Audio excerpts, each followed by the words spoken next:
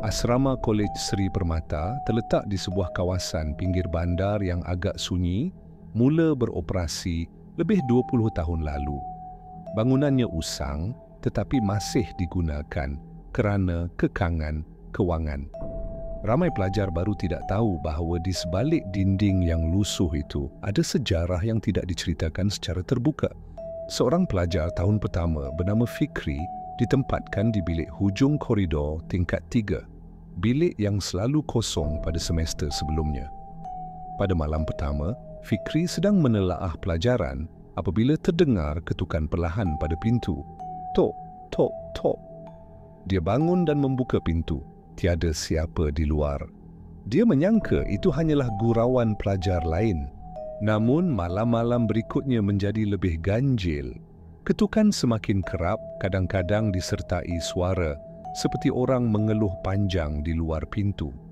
Fikri juga pernah terdengar bunyi tapak kaki berjalan ulang-alik dalam bilik ketika dia sedang cuba tidur, walaupun dia tinggal bersendirian.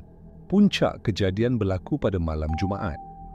Fikri terjaga dari tidur kerana terasa seperti tubuhnya ditekan kuat hingga sukar bernafas. Dalam kegelapan, dia melihat bayang hitam berdiri di hujung katil. Tidak bergerak, namun matanya bersinar merah samar.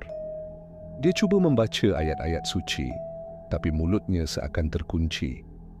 Bayangan itu kemudian melayang perlahan ke arahnya dan hilang secara tiba-tiba apabila azan subuh mula berkumandang dari surau kolej. Keesokan paginya, Fikri melaporkan kejadian kepada warden.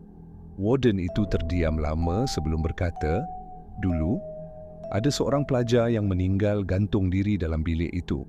Sejak itu, bilik tersebut sering kosong, tapi bila penuh, kami tiada pilihan." Fikri segera berpindah ke bilik lain, tetapi sehingga kini, bilik hujung itu masih tidak dihuni. Pelajar baru yang menempatinya sering jatuh sakit atau diganggu dalam tidur mereka. Dan setiap kali malam menjelang, bunyi ketukan tok-tok-tok masih kedengaran dari pintu bilik yang sepatutnya kosong.